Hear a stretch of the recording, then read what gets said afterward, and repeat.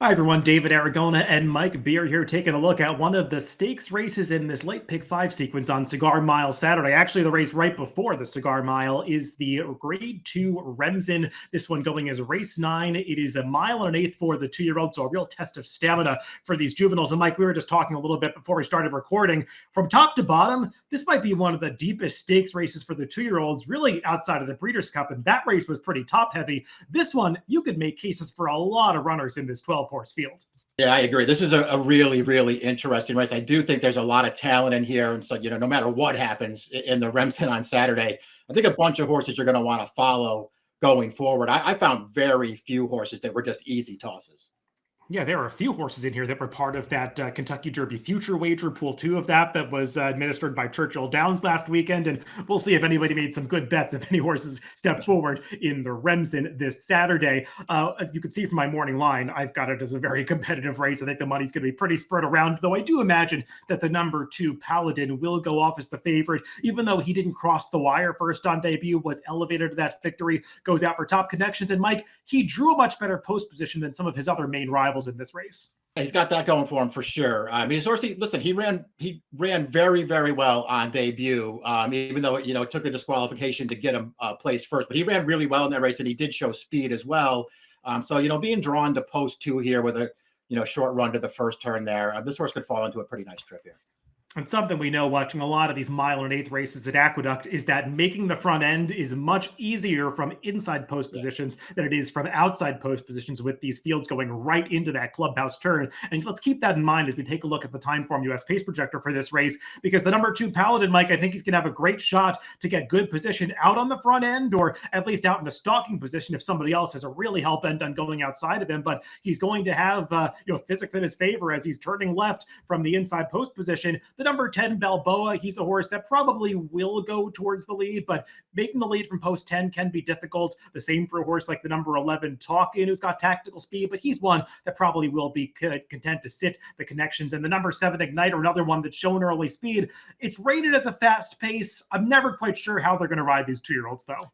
Yeah, that's the thing. I mean, it's really hard to predict what's going to happen, only because you sort of highlighted a couple of the horses drawn to the outside who have speed, but if they want to be part of this pace or get close lead, they're going to have to send out of there to get up close. We'll see if the riders elect to do that. Obviously, if they do, this pace is going to get heated up. Either way, it's just a great draw for Paladin. He's going to be forward here. He doesn't need to be on the lead. He could certainly get there, but even if he doesn't, if somebody else is going, he could just fall into a great trip here.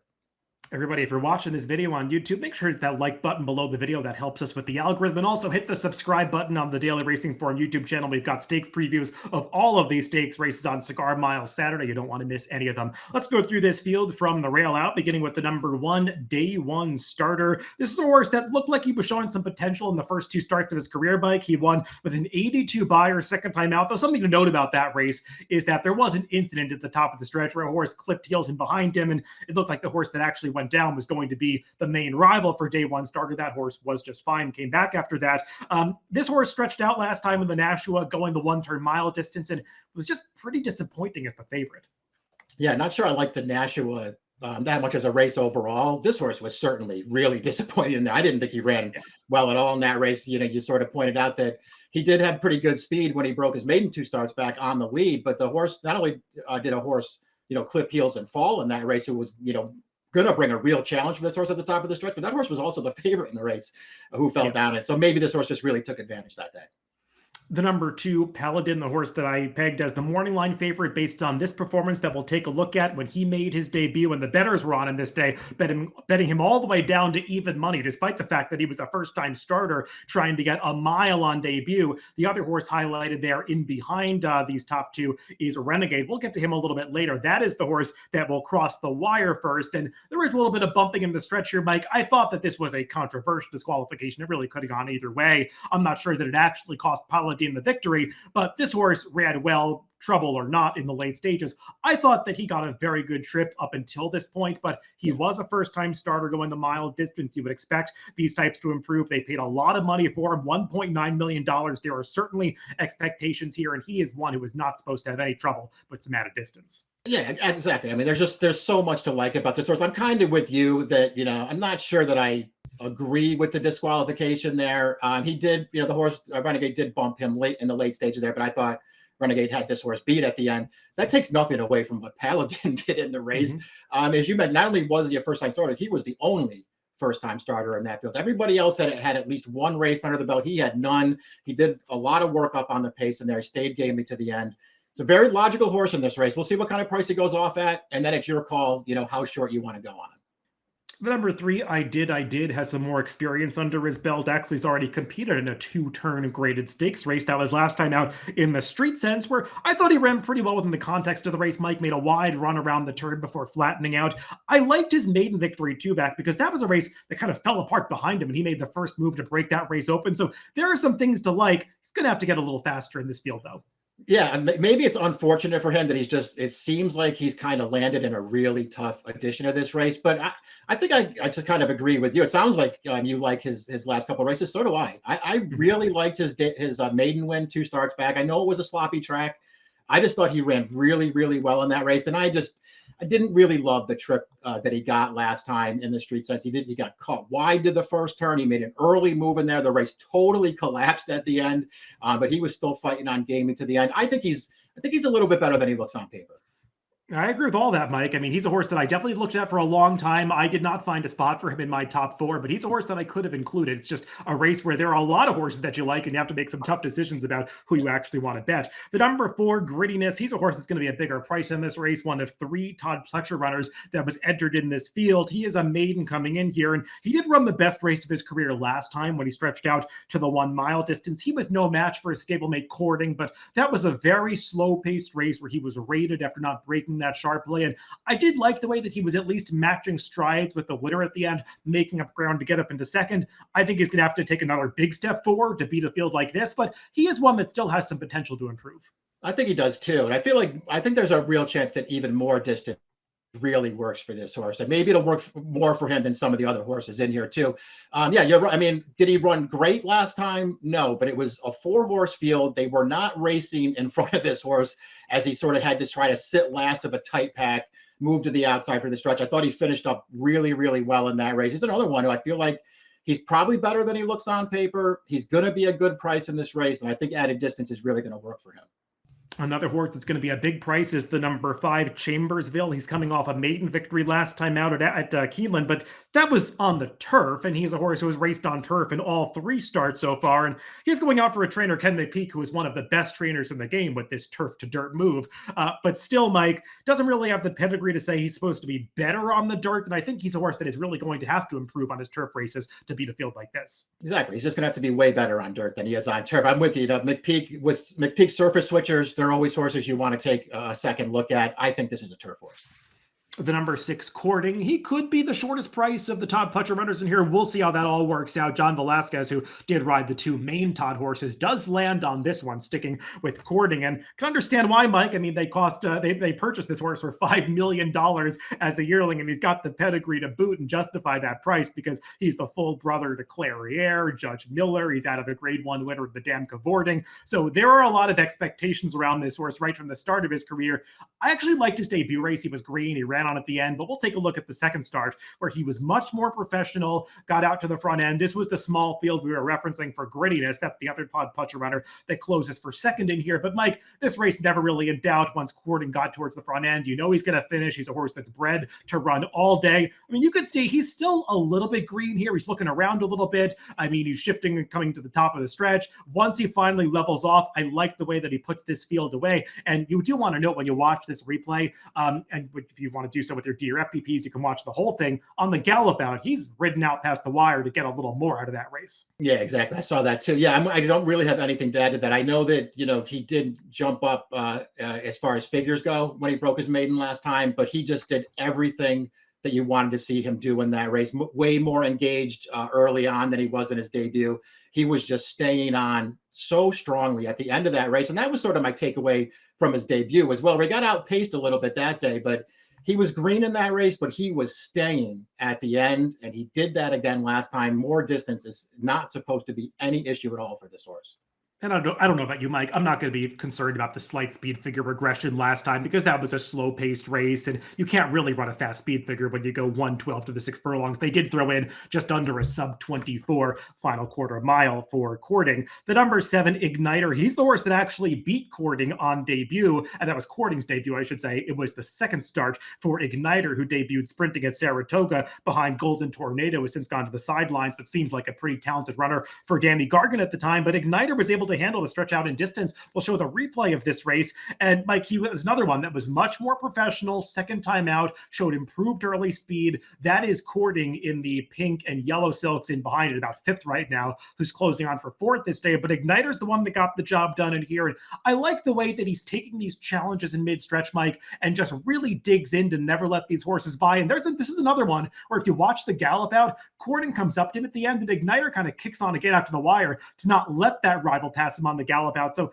there's a lot to like about this horse for trainer Rick Dutrow. Yeah, I wanted to give him a little extra credit there too. I mean, when I initially watched the race live, I thought, man, they first of all, they bet this horse like they knew he was going to win second time out. He worked really, really hard in that race to finally fight his way to the lead late, but then Rebel Instinct came to him late. And he just dug in, and he was never going to let that horse go by him. And it does feel like too that ultimately that was a pretty strong maiden race. I think that was a good field that he beat, and he did it on the square, and he got a solid figure for it. This horse is far from impossible here.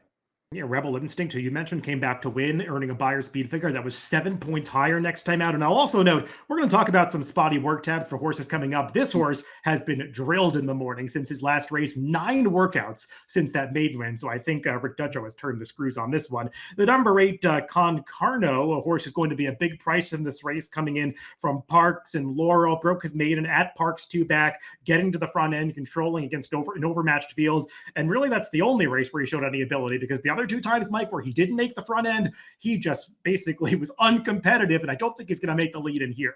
No, he's not. And even if he, runs that maiden race back, the maiden win back, he's going to get beat 100 lengths in it.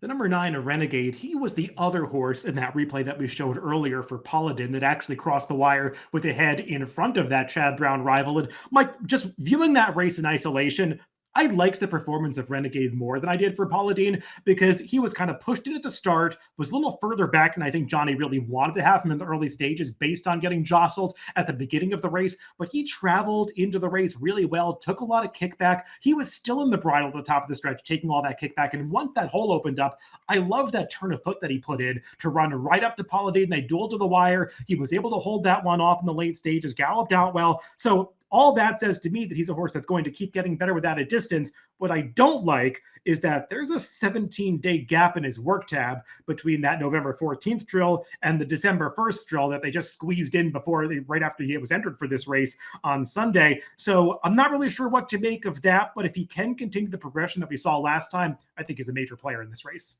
I agree. And I agree with everything that you said about the maiden race too. Like, I know he was disqualified in there. I just love the race that this horse ran in that race, and taking nothing away from Paladin, who again was a first-time starter in there. I thought this horse ran the better race, and I'm not surprised that Pletcher's not looking for another maiden race to run this horse. And I'm not surprised he's running in here. He's got tons of pedigree to stretch out. His effort last time was really, really good. And if he can, the gap in the workouts, I guess, is a concern. But if he can run that last race back, he can win this race. The number 10, Balboa. This is a former Bob Baffert trainee who competed against plenty of highly regarded Bob Baffert stablemates through races like the Del Mar Futurity and the American Pharaoh. Prior to the Breeders' Cup, obviously wasn't able to qualify for that year-end championship. Switched away from Bob Baffert into the barn of Brittany Russell, as a lot of these SF racing horses are once they don't really prove themselves at the grade 1 level. And Mike, he debuted for the Brittany Russell barn at Laurel last time, beat an overmatched field in a sprint race. I thought, did some nice things in there, didn't necessarily improve on the form that we saw out west. I just wonder if he's a horse that really gets better going a distance like this around 2 turns. Yeah, exactly. I mean, it's notable, I think, that they turned him back to win that race last time. And then I don't know about you, David, but I don't really like any of his races out in Southern California for Baffert. I know they ran him in a couple of grade 1 races, so maybe you don't have to be too hard on him for those, but he didn't run well either time. And the only win out there, the maiden race, I just felt like it was a supremely weak field that he beat that day. The number 11, Talkin, one of the major players in this race based on what he's done in the first couple starts of his career. He won on debut against a pretty tough field at Saratoga, running down Stradale, who was well regarded that day, as well as Further Ado, who came back with that huge performance at Keeneland next time. They stretched this horse out and stepped him up in class in the Grade 1 Champagne. We'll take a look at the structure of that race, and he, like everybody else, was no match for the winner, Napoleon Solo, who has since been put away for the rest of the season. We'll see him as a 3-year-old, but I like the way that Talkin was able to make a middle move around the far turn before angling out in the stretch, and he does well to get up for second here, Mike. And I know trainer Danny Gargan after this race was kind of on the fence about whether or not to go out to California for the Breeders' Cup or to wait for the Remsen. I imagine if he had known that he was going to draw post 11 in the Remsen, he might have been more tempted to go out to California and run in a smaller field Breeders' Cup race. But Talkin definitely has the credentials to be competitive here. He just has to overcome a really tough post. Yeah, the draw is really no bargain for this horse, but he's another one where I just like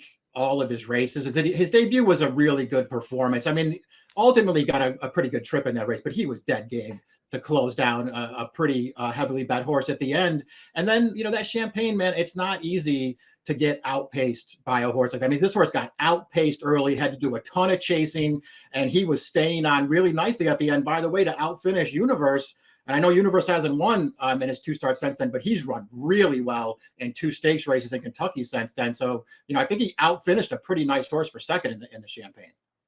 The number 12, Probably Dreaming, rounds out this field in the widest post position, and a horse who, has some credentials to be competitive in a race like this. He won the first 3 starts of his career, earned a stakes victory around 2 turns in the Rocky Run 2 back at Delaware Park. I really like the way he finished that race. Came back last time in the Nashua, and I know you mentioned earlier, Mike, weren't really sure how strong of a race the Nashua was overall. The winner of the race, a Brad Cox runner, who's not back in here. Probably Dreaming got a pretty good trip, kind of had to bull his way out at the top of the stretch, and looked like he was going to win and just didn't quite finish off that race. So I wonder a little bit about him stretching out again. Yeah, me too, especially when you throw in post 12. So, that just there's a lot working against him. I'm not a huge fan of the Nashua as a race overall. I understand that My World, the Brad Cox horse that won it, he has a chance to be pretty good. But this horse, I'm sort of with you. I thought overall the trip was there for him. He got clear at the top of the stretch. He took a run at My World like he was going to go by him, and he just wasn't good enough. Let's go to our picks for this Grade 2 Remsen. And like I said earlier, Mike, I found this to be a really tough race to make picks for because there were a lot of horses that I really wanted to go for. And honestly, the horse that I've got in the top 3 positions here, the 6, 7, and 9, I could have had them in any order. I like all of these horses, all runners that are coming out of maiden races in New York, but it feels like there have been some pretty strong 1-mile maiden events recently. I did end up going for the number 9 Renegade, overlooking that gap in the work tab. I just really like the visual of his last performance, and he feels like one of a few that's supposed to be just fine getting this distance. Yeah, no doubt about it. It was basically a coin toss for me between the 6 and the 9. I really do want to wait and see how they bet this race, though, David. Me too. We'll see if they, really go for one of the horses over the other. But I like both the 6 and the 9. We talked a little bit about that 3. I did for Maker. I'm using that horse at a price. I do think he's better than he looks on paper. I almost put him on top. I probably should have at a price, but man, I think Pletcher holds a really strong hand in this race. Everybody, we want to hear from you. Let us know who you like among the 2-year-olds in this Grade 2 Remsen on Saturday at Aqueduct. It's 9-6-7-2 for me, 6-9-3-4 for Mike in the 9th race on Cigar Mile Saturday. Good luck if you're playing the races at Aqueduct this weekend.